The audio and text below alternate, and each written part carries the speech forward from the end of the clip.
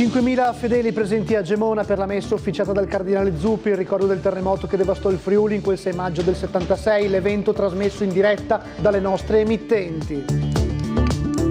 Lo spirito di ricostruzione non ha mai smesso di ardere, le parole del presidente del Friuli Venezia Giulia, Massimiliano Fedriga, nella giornata in ricordo del sisma di 50 anni fa.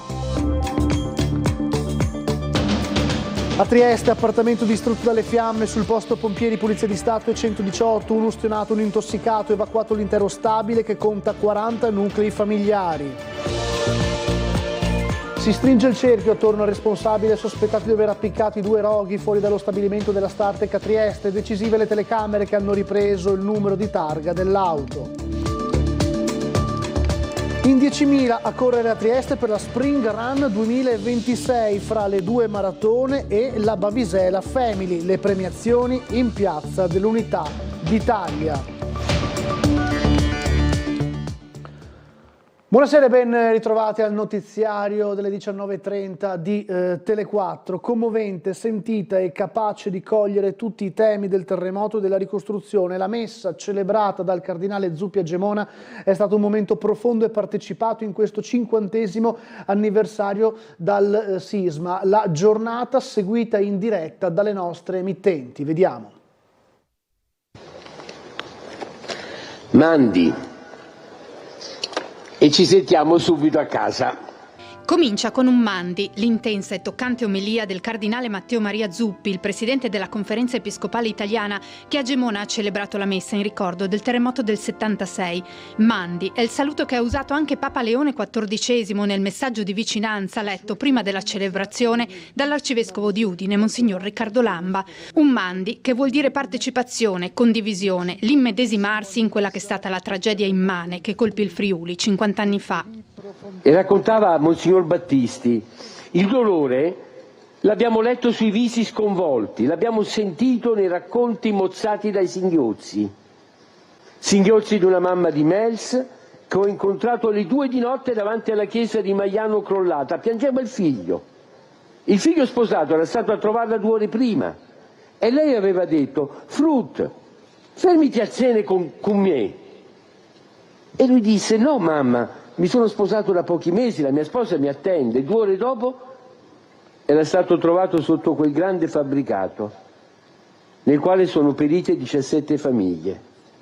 È il racconto mozzato dai singhiozzi di un papà di Gemona presso il santuario di Sant'Antonio che mi è crollato tra le braccia e diceva: ho portato ieri sera i bambini al rosario, poi la moglie ha preso i bambini dalla chiesa e li ha portati a casa e sono stati sepolti lì sotto quelle macerie e io sono rimasto solo. La tragedia, ma anche la forza, la solidarietà, la coesione, lo spirito di sentirsi tutt'uno per ricostruire. Si manifestò un noi forte, resistente, perché era chiaro, indiscusso, che il tutto è superiore alla parte. Per questo non ci si può dividere. E vorrei che, come allora, oggi, ancora dal Friuli partisse questa consapevolezza per il nostro Paese, per l'Europa, per il mondo, con serietà e umiltà. Non si perse tempo per discutere, per dividersi. Mi ha colpito, ci devo andare, Monsignor Riccardo me l'ha promesso, a Venzone, perché tutti i sassi ai piedi dell'uomo furono numerati ed erano 12.000 e ordinati. Guardare al futuro conservando il passato. I figli li chiamate i Fruz. A Gemona migliaia di persone arrivate da tutta Italia perché da ovunque arrivò l'aiuto alle popolazioni colpite che al Friuli da quella tragedia sono rimaste profondamente legate. Ave, o Vergine, us saludi, come la Iul anceiò. Ave, o plene d'ogni grazie, il Signor ale con voi. Amen.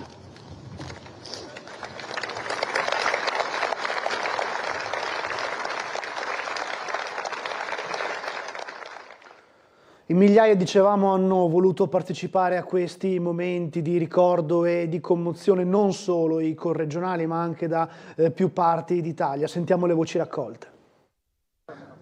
Qui oggi non si poteva mancare, una giornata importantissima. No, io sono il figlio di un volontario dalla Liguria, era venuto a Bordano a prestare la sua attività di volontariato e sono stato appunto ben accolto dalla comunità di Bordano.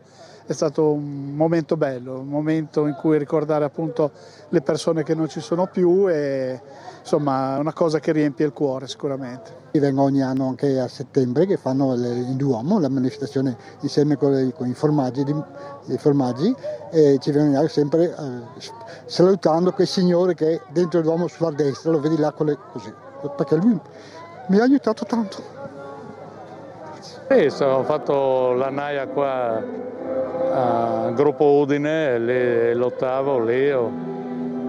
Quella sera lì è stato un po' disastro perché io ero fuori in stazione, siamo rientrati, abbiamo salvato due anziani in carrozzina, abbiamo tirati fuori, poi è caduto il tetto, di lì di corsa siamo rientrati qua in caserma qua c'era un po' di frastuono e tutto, su e giù i genitori che erano lì chiamavano quando c'era qualcosa, tutti muti, tutti in silenzio, no? In modo da sentire qualcosa. Sotto di me è venuto a mancare, era un ragazzo lì di Emiliano, sopra aveva un Travet 60x60, quindi io della naia non ho portato a casa niente perché ho perso tutto sotto le macerie. Io ero ad Artegna e quindi cosa vuole?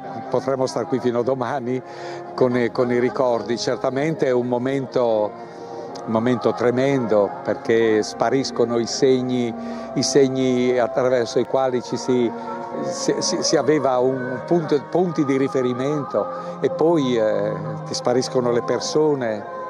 È morto un ragazzino vicino a noi che era nella scuola con me, una famiglia intera, altri amici, insomma sono momenti tremendi, ma non abbiamo avuto tempo per piangere, abbiamo dovuto subito rimborcarci le maniche e darci da fare. Eccezionale, io arrivo da Lodi, sono con un gruppo di lodigiani e 50 anni fa eravamo in 200 in turni di lavoro diversificati per i campi di lavoro.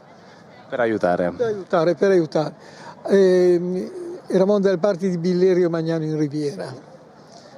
Oggi il sindaco, c'è stata una festa grande, ci hanno ringraziato, ma in realtà siamo noi che dobbiamo ringraziare i friulani. Io ricordo che la prima parola che ha detto la moglie siamo rimasti solo in 3. Quanto due figli che erano gemelli sono rimasti sotto il tavolo, non so come sono andati a finire, avevano 2 anni e sono stati coperti dall'armadio, da televisione in mezzo e noi abbiamo preso il portone di uscita e siamo andati fuori e la prima parola gli ho detto siamo rimasti solo in 3. Poi ho dovuto fare 200 metri per cercare qualcuno che mi dasse un fiammifero. Un signore mi ha dato un accendino, sono tornato indietro e sono andato a vedere dei nipoti, dei figli gemelli che erano sotto, che piangevano e lì piano piano li ha tirati fuori. Ora invece le parole delle autorità presenti a Gemona del Friuli.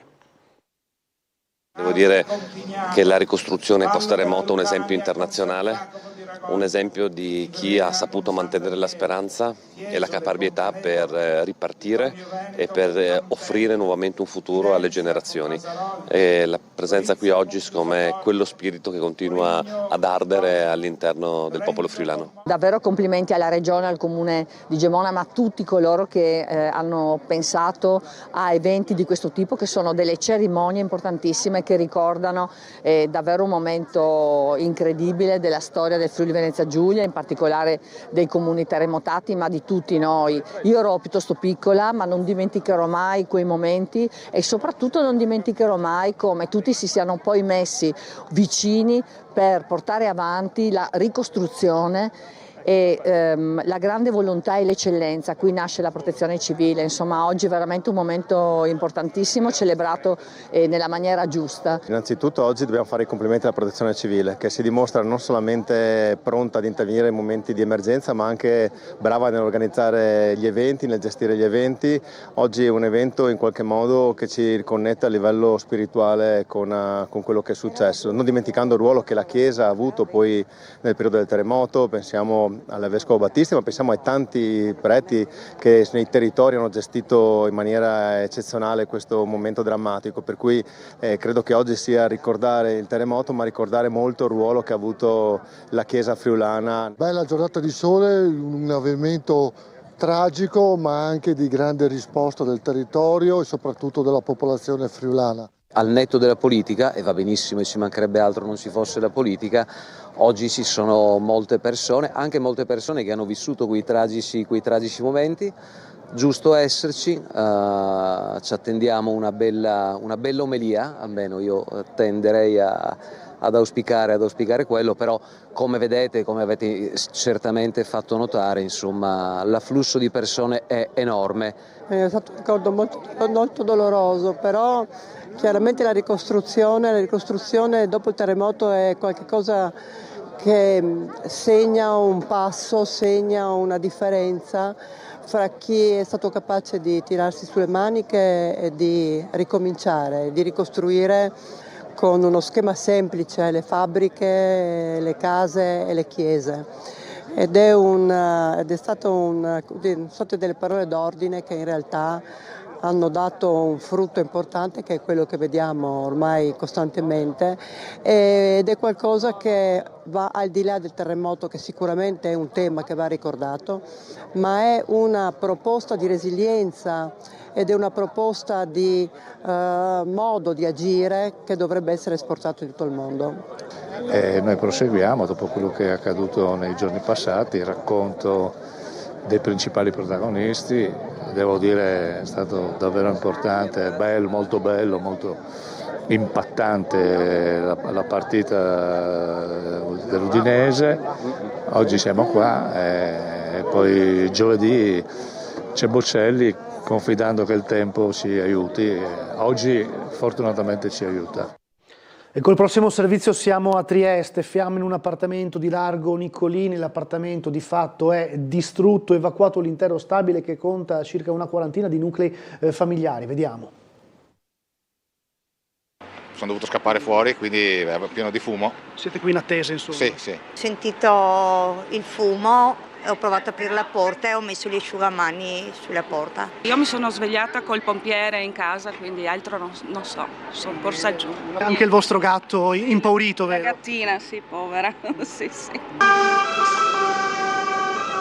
Tanta paura e un fuggi generale dal condominio per evitare di rimanere intossicati o ustionati, con i pompieri da un lato impegnati nel domare le fiamme, dall'altro nel portare a termine l'evacuazione del palazzo, che conta circa 40 nuclei familiari. Incendio alle 15 di questo pomeriggio in un appartamento al terzo piano di un condominio di largo Niccolini. Sul posto 2 squadre dei vigili del fuoco con l'autoscala e l'autobotte, presenti anche gli agenti della Polizia di Stato e il personale del 118 con automedica e ambulanza. 2 persone infatti sono rimaste ferite. Una di queste è proprio l'inquilino dell'appartamento al terzo piano, che ha riportato ustioni di secondo e terzo grado ed è stato portato all'ospedale per le cure del caso. Un anziano del quarto piano invece è rimasto intossicato a causa dell'inalazione dei fumi della combustione. Ancora in fase di accertamento le esatte dinamiche che hanno portato allo scoppio dell'incendio. Secondo quanto appreso, il rogo sarebbe partito dalla camera da letto dell'abitazione, forse alimentato da dell'insetticida per le cimici da letto spruzzato dall'inquilino, un 44enne italiano gravato da disagio psichico e problemi di tossicodipendenza. Una sigaretta lasciata accesa e un pentolino sul fuoco avrebbero fatto il resto. Infatti l'appartamento risulta distrutto. Il rogo avrebbe intaccato anche un'altra abitazione confinante, mentre quelle dei piani superiori e inferiori risulterebbero agibili. Quel che è certo è che l'episodio ha generato tanta preoccupazione, con le persone evacuate in attesa di capire quando e se potevano rientrare in casa. Sono un'amica di famiglia, non abito qua però. Preoccupata per quello che è successo? Certo, mi sono preoccupata e sono venuta a vedere se avevano bisogno d'aiuto. Ho sentito gridare aiuto, l'irruzione, i pompieri che battevano per le porte e basta, ci hanno fatto sfollare, ho visto le fiamme e via. Un altro incendio qualche ora dopo, sempre nel pomeriggio, ma ci spostiamo sul Carso, parte alta di via Bonomea, fumo denso che si vedeva da più punti della città, dal Carso al mare, al centro cittadino. Appunto, a quanto pare un incendio di sterpaglie, accorsi in forza i pompieri di Trieste per domare il rogo. L'incendio più precisamente nella parte alta di via Bonomea, intorno al civico 114, l'intervento avvenuto poco prima delle 19 in un campo in cui sono situati dei ripetitori di segnale per la televisione di proprietà di Rai Way. Sul posto, oltre ai vigili del fuoco, anche i carabinieri e il personale della protezione civile per la bonifica. Inoltre, per consentire le operazioni è stata anche deviata la linea 38 del trasporto pubblico. Il traffico per un po' è risultato bloccato. Questo il secondo incendio, subito dopo quello divampato in quell'appartamento di Largo Nicolini di cui vi abbiamo raccontato poco fa. Non risulterebbero in questo ultimo incendio persone ferite, fortunatamente, ma naturalmente maggiori informazioni sulle esatte dinamiche anche nelle prossime edizioni del nostro telegiornale. Si stringe il cerchio invece attorno a un altro incendio, ai due principi di incendio dolosi alla Startec, lo stabilimento in strada al Monte d'Oro. La notizia di ieri, l'episodio avvenuto ieri mattina, decisivo il ruolo delle telecamere, le cui immagini avrebbero immortalato il numero di targa del veicolo con il quale questa persona, questo sospettato, si sarebbe appunto allontanato dopo aver appiccato il rogo. Le novità nel servizio. Sarebbe già stato individuato l'uomo incappucciato che ieri mattina intorno alle 7 avrebbe appiccato i due incendi fuori dallo stabilimento della Startec, già Flextronics e poi Adriatronics, balzate in questi giorni sulle pagine della cronaca per la mancata erogazione dello stipendio a 320 lavoratori. I carabinieri che seguono le indagini hanno stretto il cerchio grazie alle immagini di videosorveglianza dello stabilimento di strada al Monte d'Oro e di quello della Illy. Le telecamere avrebbero quindi ripreso quantomeno parte della scena. Secondo quanto appreso, il misterioso figuro con il volto travisato avrebbe parcheggiato l'auto a una certa distanza dalla Startec per poi dare fuoco, probabilmente con l'utilizzo di una sostanza accelerante, a un albero situato sul lato di via Flavia. Successivamente, dall'altro lato, a circa 50 metri dall'ingresso principale dello stabilimento, l'uomo ha preso di mira la cabina del metano. Quest'ultimo incendio, se non fosse stato domato con gli estintori dagli stessi addetti alla sicurezza della Startec, che si erano accorti immediatamente delle fiamme che divampavano, avrebbe potuto avere conseguenze devastanti per tutto il complesso industriale. Poteva essere una tragedia. Anche il principio di incendio dell'albero era stato prontamente estinto dalla security. Sul posto i carabinieri, la polizia di Stato e i vigili del fuoco per la bonifica delle aree incendiate. È caccia all'uomo incappucciato, immortalato dalle telecamere anche mentre tornava alla macchina per poi abbandonare la zona industriale. Gli investigatori hanno in mano il numero di targa del veicolo. Quel che sembra certo è che il ricercato sapesse dove colpire, come se conoscesse bene l'area dello stabilimento. Stiamo collaborando con le forze dell'ordine, spiega la nostra emittente Nicola Graffi, presidente di Photonics Operation e figura di riferimento all'interno della Startec. Abbiamo fornito agli inquirenti tutti gli elementi utili al prosieguo delle indagini. Ora le reazioni dei sindacati dopo gli episodi di incendio. C'è preoccupazione, c'è anche un po' di sgomento rispetto a un possibile tentativo di sabotaggio, comunque di creare del dolo in un'azienda che in questo momento è in forte fibrillazione per le questioni che sappiamo, retributive, assetti societari e quant'altro. È quello che vogliamo prima di tutto auspicare, che la persona sia identificata e isolata, ma che non sia una situazione figlia di eventuali esasperazioni causate da questa situazione. Noi condanniamo senza se e senza ma qualsiasi atto doloso che possa arrecare danno all'impresa e indirettamente anche ai lavoratori. Gli incendi appiccati all'esterno della Startec preoccupano tutti, anche i sindacati, che condannano il gesto con fermezza, augurandosi che si tratti di un episodio isolato. Un fatto, quello di ieri, che si inserisce nel contesto di crisi dell'azienda, dove 320 lavoratori stanno ancora aspettando lo stipendio. L'erogazione sarebbe attesa in settimana. Dunque le rappresentanze sindacali, preoccupate per il futuro del sito produttivo e dei suoi lavoratori, chiedono chiarimenti e certezze. Queste sono le risposte che noi attendiamo nell'incontro di martedì mattina. Già lunedì l'azienda verrà sentita dal Ministero e dalla Regione, sperando che gli affidamenti che il CEO ha dato nei giorni scorsi circa il fatto di voler onorare gli stipendi nel corso di questa settimana diventino un fatto concreto, che sia fornita una data certa di pagamento degli stipendi, ma anche un chiarimento sugli assetti societari, che è fondamentale per il proseguo del piano industriale. Io non penso che il venir meno di un socio noi lo scopriamo seduta stante. Ecco, allora sapere cosa hanno provato i lavoratori durante questi 2 anni in cui molti di loro stanno utilizzando già da parecchio tempo la cassa di solidarietà. Avere ulteriormente la preoccupazione nel momento in cui invece dovremmo essere nella fase di rilancio e del piano industriale, che è stato concordato pochi mesi fa, e scoprire che viene meno un socio e quindi abbiamo già un problema di squilibrio economico-finanziario, e poi c'è tutto il punto di domanda rispetto a come procederà, se ci saranno le garanzie perciò che il piano industriale così come studiato vada avanti. Io penso che sicuramente è una botta che i lavoratori l'hanno sentita e c'è di nuovo preoccupazione. Andiamo avanti con i servizi, ma ci spostiamo a Pordenone. Arrestati per aver sequestrato un giovane e chiesto il riscatto al padre per la liberazione del figlio. L'inquietante episodio, con alla base questioni di droga, è avvenuto appunto a Pordenone, indagine condotta dalla squadra mobile ma coordinata dalla direzione distrettuale antimafia di Trieste.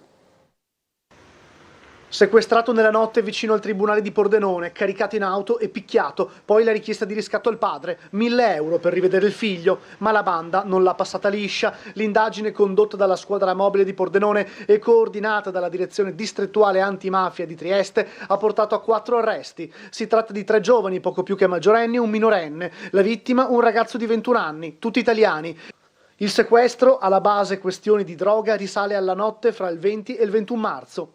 L'episodio ha origine da una trattativa per l'acquisto di cocaina. Il gruppo di giovani aveva contattato il 21enne per fargli fare da intermediario con un pusher. Combinato l'incontro con un venditore di origine straniera, erano sorti dei problemi per la quantità di stupefacente. Il pusher aveva minacciato i presenti con un coltello per poi scappare.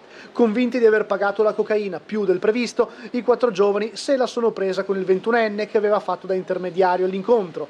Col pretesto di volersi scusare per averlo messo in difficoltà, il gruppetto ha dato appuntamento alla vittima in una zona a 2 passi dal tribunale. A quel punto hanno rapito il ragazzo, lo hanno caricato in auto e picchiato, per poi telefonare al padre e chiedere 1.000 euro di riscatto. Il genitore ha pagato parte della somma, ma poi ha avvisato la polizia. Le indagini si sono concluse rapidamente, anche perché il punto dell'incontro fra aggressori e vittime era coperto da telecamere, incluse quelle del tribunale, che hanno permesso di ricostruire i movimenti dei sequestratori. Dopo l'interrogatorio di garanzia davanti al GIP di Trieste Francesco Antoni, i 3 maggiorenni sono stati tradotti in carcere, mentre il più giovane, per il quale procede il Tribunale dei minori, è ai domiciliari. Gli indagati dovranno rispondere dei reati di sequestro di persona a scopo di estorsione e lesioni. Dopo le positive esperienze nel recente passato, il comune di Monfalcone ha deciso di riaprire lo sportello del lavoro. Vediamo. Lunedì 4 maggio riaprirà a Monfalcone lo sportello lavoro, un servizio che il comune mette a disposizione delle persone alla ricerca di un nuovo impiego, di una prima occupazione o di un percorso di reinserimento nel mondo del lavoro. L'obiettivo è quello di offrire un supporto concreto ai cittadini attraverso un percorso personalizzato, finalizzato allo sviluppo di un progetto formativo e professionale e orientato alla ricerca di un'occupazione. Lo sportello garantirà attività di consulenza, supporto, accompagnamento e affiancamento, favorendo il raccordo tra domanda e offerta. Tra i compiti dello sportello rientra anche l'analisi dei bisogni delle aziende in relazione alle figure professionali richieste. Avevamo già avuto modo negli anni passati di sperimentare questo servizio, ha detto il sindaco di Monfalcone Luca Fasan, ricevendo riscontri positivi da parte dei cittadini. Per questo abbiamo voluto ripristinarlo. La gestione del servizio, prevista fino al 30 aprile del 2029, è stata affidata a Umana, realtà accreditata a livello regionale per i servizi al lavoro. Lo sportello sarà operativo previo appuntamento 2 volte a settimana nell'atrio del municipio, nelle giornate di lunedì dalle 9 alle 12 e mercoledì dalle 16 alle 18. E oggi invece a Trieste era la giornata della Spring Run, edizione 2026 della già Bavisela. In 10.000 hanno corso fra la maratona, la mezza maratona, quindi 42-21 chilometri, e la Family. Tantissima partecipazione per tutta la città di Trieste. Allora vediamo com'è andata. Oltre 10.000 persone hanno partecipato alla Trieste Spring Run 2026, l'edizione del trentennale della Bavisela, oltre 60 i paesi rappresentati, con runner da tutto il mondo. Dei 10.000, circa 700 hanno partecipato alla maratona, 3.000 alla mezza maratona e 7.000 alla Family non competitiva. Nella maratona da 42 km, riproposto dopo 9 anni di assenza e partita da Piazza Unità d'Italia, ha trionfato il keniano classe 87 Benjamin Kiprop Serem, che si è iscritto individualmente e ha dominato in 2 ore 32 minuti e 21 secondi, precedendo di oltre 13 minuti Andrea Fadi della SD Prealpi Giulie. Terzo Marco Visintini, tesserato Unione Sportiva Aldomoro. In campo femminile il podio è tutto italiano, vittoria di Giulia Colombo della Polisportiva Libertas Cernuschese con il crono di 3 ore e 27 secondi. Seconda Dominica Macaruc di Loreto della ASD Run Spinea. Terza Giulia Daniotti di Run Card. Nella 21 km ad aggiudicarsi il primo posto è stato Ademe Cuneo, tesserato Cosenza 42, classe 98, di origine etiope, fresco campione italiano di maratona, che ha tagliato il traguardo in 1 ora 6 minuti 11 secondi, resistendo al ritorno del moldavo Maxim Raileanu della SD Imperiali Atletica, secondo a soli 4 secondi. Terzo l'italo-marocchino Abdullah Bamoussa, mezzo fondista della SD Atletica San Biagio. In campo femminile, dominio della keniana Valentin Yepkwech Rutto, classe 92, dell'Atletica Saluzzo, prima in 1 ora 15 minuti 1 secondo. Seconda Alessia Tucitto, ASD Imperiali Atletica. Sul terzo gradino del podio l'etiope Asmeravork Bekele Volkeba dell'Atletica Bruniera. A fine corse sono stati premiati i primi 5 atleti di entrambe le gare. Infine protagoniste nella non competitiva la Bavisela Family, oltre 7.000 persone sul tracciato che costeggia il lungomare, collegando il bivio di Miramare a Piazza Unità d'Italia, passando per il Porto Vivo. Il percorso è stato animato da centinaia di famiglie, con persone di tutte le età che hanno corso o camminato al proprio ritmo. E ora note in caffè. Al Teatro Miela si chiude la 16ª stagione con aperitivo d'operetta. Vediamo.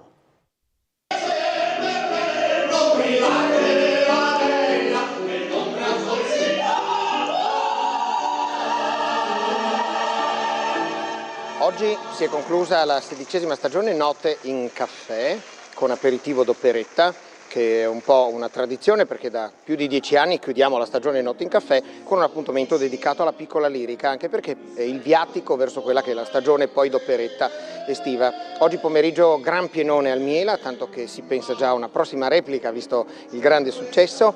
Abbiamo avuto al pianoforte il maestro Corrado Gulin, Veronica Foia, questo soprano lirico meraviglioso che ha cantato un difficilissimo valzer di Johann Strauss, Voci di primavera, Frühlingsstimme, Guillermo Munguia, tenore basco a Trieste per altre produzioni, che ha cantato un'aria di Zarzuela e poi ha cantato l'entrata di Hans dal paese dei Campanelli, che l'ha visto proprio a Trieste nel 2023, protagonista della medesima operetta, e Marzia Postogna, che insieme al sottoscritto ha duettato in brani comici tipici dell'operetta. Abbiamo spaziato dall'operetta danubiana, quella di Kalman, Lehar, per arrivare a quella italiana di Lombardo e Ranzatto. Si conclude questo ciclo invernale, ma abbiamo già sfornato i titoli per la stagione 17 che si aprirà verso la fine di ottobre e andrà avanti fino a maggio del 27, ma ma Notte in Caffè non va in vacanza perché un lunedì a giugno, uno a luglio e uno ad agosto avremo, sfruttando l'aria condizionata del Teatro Miela, un touch al Miela.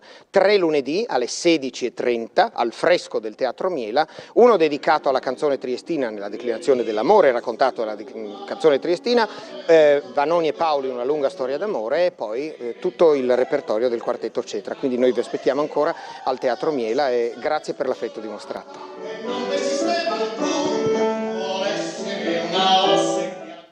Concludiamo dando anche uno sguardo sul sito dei colleghi di citysport.news. L'Olimpia non perdona, Trieste cade al Forum. Questo il titolo scelto per la sconfitta della pallacanestro Trieste. Trieste se la gioca come può, ma Milano non perdona quindi gli errori dei giuliani. Il match si conclude 86-78 appunto per Milano. È tutto da questa edizione del notiziario di Tele4, grazie per averci seguito e buona serata.